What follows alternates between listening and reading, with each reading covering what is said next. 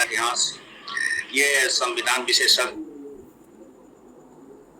सर्वोच्च न्यायालय के अधिवक्ता भी हैं। तो सर का हम जोरदार तालियों से स्वागत करते हैं और उन्हें आमंत्रित करते हैं सर कि आप अपने विचारों पर। हेलो, आवाज मिल रही है? आवाज आ रही है? हाँ, आवाज नीट एंड क्लीन मिल रही है अपने विचार। हाँ, थैंक यू।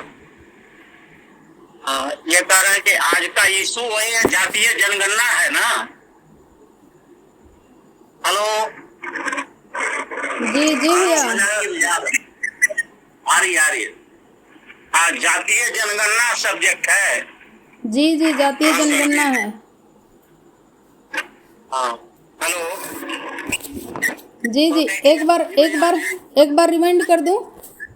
हाँ जी, थोड़ा सा सब्जेक्ट बोल दिया जाए। जी अरुण भैया, ऐसा है कि ओबीसी के जाति आधारित जनगणना पर है। पहला है कि जाति आधारित जनगणना का इतिहास, और दूसरा है कि जातिगत जनगणना अब तक क्यों नहीं, तीसरा है कि जातिगत जनगणना न होने से हानि लाभ क्या है, और चौथा पॉइंट है कि जातिगत जनगणना के आंदोलन का स्वरूप क्या होना चाहिए।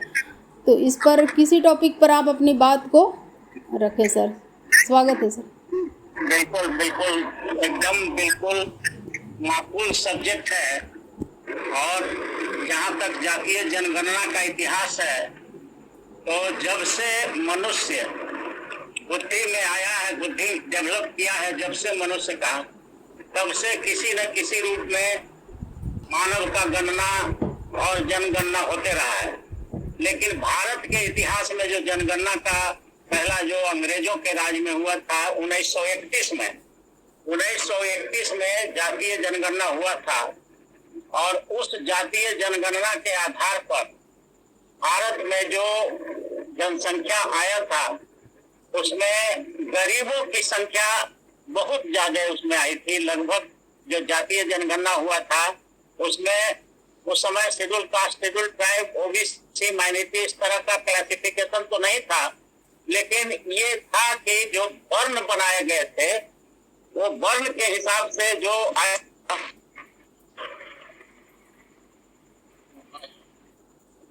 हेलो, ये वर्ण के हिसाब से जो आए थे, उसमें शूद्रों की जनसंख्या बहुत भारी थी और वो 90% के आसपास था।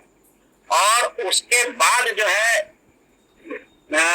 उसके बाद जब ये सब चलने लगा, जब भारत आजाद हुआ, और आजादी के बाद जो है इन लोगों को ऐसा लगा, जो मनुवादी जो ताकतें थी, उन लोग को लगा कि इन लोगों की संख्या बहुत ज्यादा है। और देश में जब लोकतंत्र लागू हो गया, भारत का संविधान जब लागू हुआ, तो भारत के संविधान के बाद इन लोगों ने जातीय जनगणना कराने का बिल्कुल जो व्यवस्था थी, वो 10 साल पर जातीय जनगणना रेगुलर होना था। लेकिन उसको इन लोगों ने अमेंड करके कर दिया कि जातीय नहीं होकर खाली जनगणना होगा। मतलब कि खाली जो है देश में कितना पॉपुलेशन है, वो एक सोची समझी साजिश के तहत संविधान में जातीय जो जनगणना 1931 से होता आ रहा था, उसको इन लोगों ने, जब भारत का संविधान बना और तैयार हुआ, तो इसी तरह से मैनिपुलेट करके उसको जातीय जनगणना के जगह पर सिर्फ जो है सेंसस कर दिया, पॉपुलेशन सेंसस कर दिया, ताकि लोगों को इनके संख्या का अनुमान न लग सके और ये लोग एक साथ होकर के खड़ा नहीं हो सके। तो आप सब लोग जानते हैं कि जो भारत देश की मनुवादी शक्तियां थी, वो 6,743 जातियों में गरीबों को बांट करके रखा था।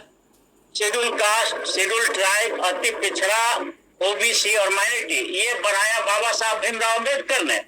जब 6,743 जातियां जब थी, तो बाबा साहब अम्बेडकर को ऐसा लगा कि अगर इतनी जातियां रहेंगी तो हमारे लोग तो कभी एक साथ होंगे ही नहीं। और ये लोग जो राज करते आ रहे हैं, अंग्रेजों के जमाना से राजा रजवाड़ा, 532 रियासत जो था भारत में, छोटे छोटे राज बने हुए थे और गरीबों पर जुर्म करते थे। अंग्रेजों के डायरेक्ट गुलाम यहाँ के शूद्र नहीं थे। यहाँ के शूद्र तो गुलाम थे यहाँ के जमींदारों के। तो इसलिए इन लोगों ने अंग्रेजों से आजादी तो लिया, लेकिन यहाँ के जमींदारों से हम गरीबों का जो आजादी मिलना चाहिए था गरीबों को, तो उसको नहीं मिला। इसीलिए बाबा साहब भीमराव अम्बेडकर चिंतित रहते थे और इसीलिए उन्होंने सेपरेट इलेक्टोरल रोल का भी डिमांड उठाया था कि शूद्रों के लिए, खास करके अछूतों के लिए, जो देश में जिनको अछूत माना जाता है, वैसे लोगों के लिए अलग से पार्लियामेंट बनाया जाए और वहाँ सिर्फ शूद्रों 2 वोट का अधिकार हो, एक जिसमें शूद्र सिर्फ वोट करें और अछूत वोट करें, और अछूत जो जीत के जाएंगे वो उनके लिए काम करेंगे, क्योंकि उनके ही वोट से वो जीतेंगे। तो बाबा साहब अम्बेडकर बहुत दूरदर्शी थे, 200-400 बरस वो आगे सोचते थे और उनको ये पता था कि अगर सेपरेट इलेक्टोरल रोल नहीं होगा तो ये जो एमपी और सांसद जो चुन करके जाएंगे वो जनता का सांसद नहीं होगा। जनता चुनेगी जरूर, लेकिन वो सांसद हो जाएगा पार्टी का, और वो पार्टी का इशारा मानेगा, न कि जनता का काम करेगा। और इसी पर उन्होंने कहा था कि जब हमारे लोग वोट करेंगे और हमारे लोग के वोट लेने के बाद वो दल का काम करेगा, और आज वही परिणाम हो रहा है। आज हमारे समाज के जो लोग हैं, अनुसूचित जाति, जनजाति, अत्यंत पिछड़ा वर्ग, ओबीसी और माइनॉरिटी, ये 5 समाज का दुर्दशा एक ही है। ये छठा जो समाज है, मनुवादी, जिसको कहिए आरक्षण विरोधी ताकतें भी कह सकते हैं, मनुवादी कह सकते हैं, तो ये जो शक्तियां हैं, हमारा जो 6 पार्ट है, 6 भाई जो हम लोग हैं, शेड्यूल कास्ट, शेड्यूल ट्राइब, अति पिछड़ा, ओबीसी और माइनॉरिटी, इन 5 भाइयों को एक साथ होना पड़ेगा। अब कहिएगा कि ऐसे कैसे कह रहे हैं कि 5 पर जुर्म कर रहा है वो छठा वर्ग, तो आप देख लीजिए देश के न्यायपालिका में, सुप्रीम कोर्ट, हाई कोर्ट, जिला न्यायालय में जज कौन है? सारा का सारा मनुवादी लोग है, आरक्षण विरोधी समाज के लोग हैं जज। तो हमारा हिस्सेदारी मारे हुए कौन है वहां पर? SC, ST, MBC, OBC minority को इस देश की न्यायपालिका से किसने बाहर करके रखा है? उन सवर्णों ने, आरक्षण विरोधी ताकतों ने।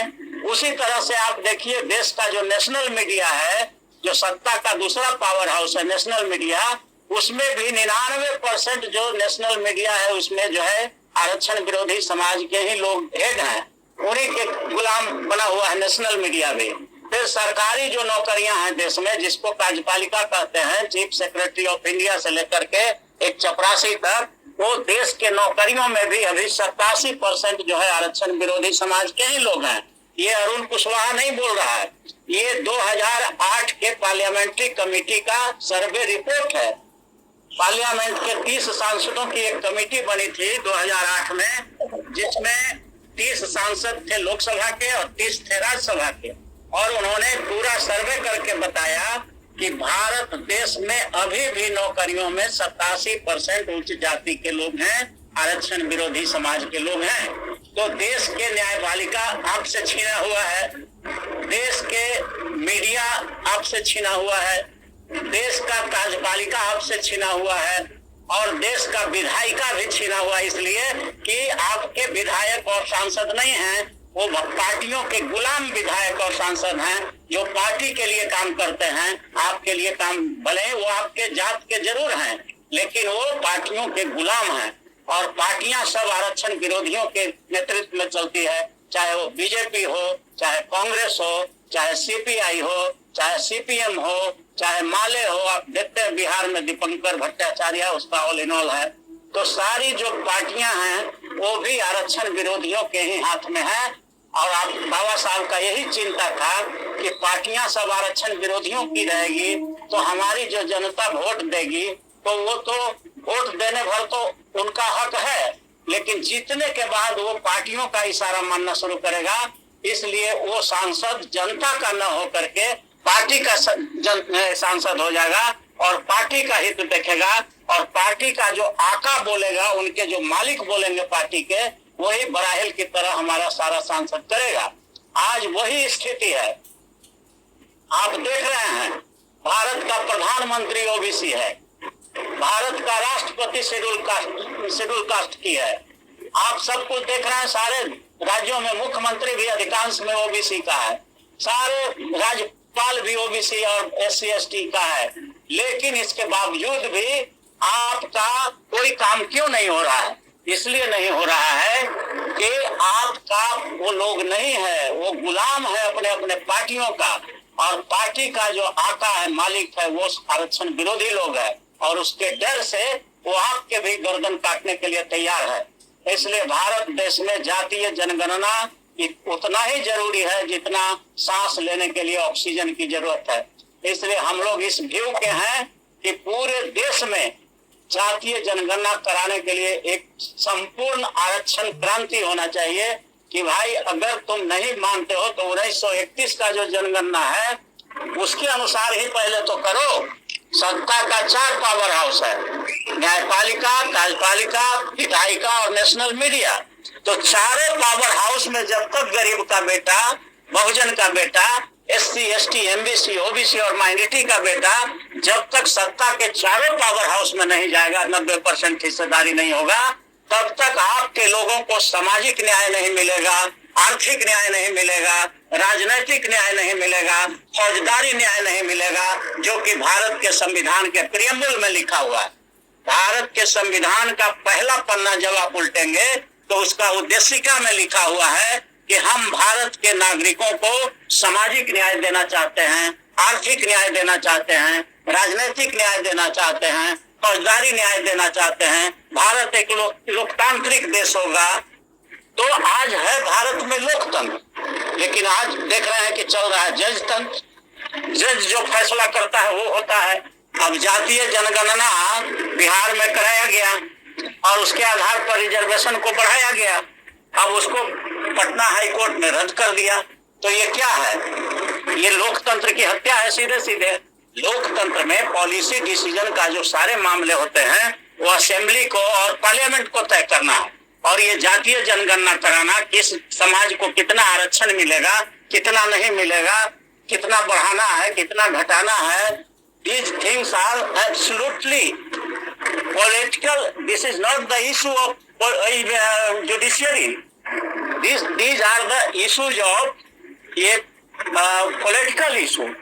So it should be decided in parliament and assembly. Assembly और पार्लियामेंट में नीतिगत पॉलिसी डिसीजन का जो भी मामला होता है या तो असेंबली में डील होना चाहिए या पार्लियामेंट में होना चाहिए। लेकिन आज के दिन में सुप्रीम कोर्ट और हाई कोर्ट में डील हो रहा है, इसलिए कि सुप्रीम कोर्ट और हाई कोर्ट में आरक्षण विरोधी समाज के न्यायाधीश की संख्या 97% है। ये अरुण कुशवाहा नहीं बोल रहा है, ये पार्लियामेंट्री कमेटी करिया मुंडा समिति के चेयरमैन थे करिया मुंडा, उनकी अध्यक्षता में 30 सांसदों की कमेटी बनी थी और उन लोगों ने सर्वे रिपोर्ट दिया है। 30 सांसदों की कमेटी हेडेड बाय करिया मुंडा MP, और वो कहा है कि 97% जज इस देश में उच्च जाति के हैं, और जब तक आरक्षण का एक कठोर कानून नहीं बनेगा तब तक सुप्रीम कोर्ट और हाई कोर्ट में SC, ST, MBC, OBC को हिस्सेदारी दिलाना मुश्किल है। तो इन सब बातों को देखते हुए एकदम स्पष्ट है कि जातीय जनगणना आज हवा और ऑक्सीजन से भी ज्यादा जरूरत है, ताकि हमारे लोगों को सामाजिक न्याय, आर्थिक न्याय, राजनीतिक न्याय, फौजदारी न्याय, सब तरह का न्याय मिल सके। जी हेलो। जी जी जी जी अरुण भैया, और आगे है जातीय जनगणना अब तक क्यों नहीं? हाँ, जातीय जनगणना मनोवादी ताकतों के द्वारा रोका जा रहा है। उसमें जो सत्ता का जो 4 पावर हाउस है, न्यायपालिका, कार्यपालिका, नेशनल मीडिया और विधायिका, ये चारों मिल करके देश का कोई भी काम करता है, और ये चारों में हमारी हिस्सेदारी नहीं है। इसलिए ये चारों जो पावर हाउस है वो मिल करके जातीय जनगणना आगे नहीं कराना चाह रही है। इसके लिए एक ही रास्ता है, संपूर्ण आरक्षण क्रांति, टोटल रिजर्वेशन रिवॉल्यूशन हो, ताकि हमारे देश के सारे जो 120 crore SC, ST, most backward, OBC और माइनॉरिटी समाज के लोग हैं भारत में, वो सब यूनाइट हो जाएं और यूनाइट होकर के एक साथ पूरे देश में क्रांति कर दें कि जो 100 में 90 की बात करेगा वही भारत में राज करेगा। अगर ये नारा गुंजायमान हो गया, न्यायपालिका, कार्यपालिका, विधायिका और नेशनल मीडिया में जो 90% आरक्षण की बात करेगा वही भारत में राज करेगा। अगर इस तरह का आंदोलन पूरे देश में अगर हो गया तो समझिए कि पूरे देश का SC ST MBC OBC और माइनॉरिटी जिसकी जनसंख्या 120 करोड़ है भारत में, वो यूनाइट हो जाएगा तो 543 में 540 सांसद भी जीत के आ सकता है, और तब आप देश में जो चाहेंगे वो कर सकते हैं। जी जी, और आगे है कि ये जातीय जनगणना। कुमार का रेड हैंड हुआ है, उनका प्रश्न ले लेते हैं। अच्छा अच्छा ठीक। हेलो निगम जी, आपका रेड हैंड, कृपया आप अपना प्रश्न रखें। निगम कुमार जी।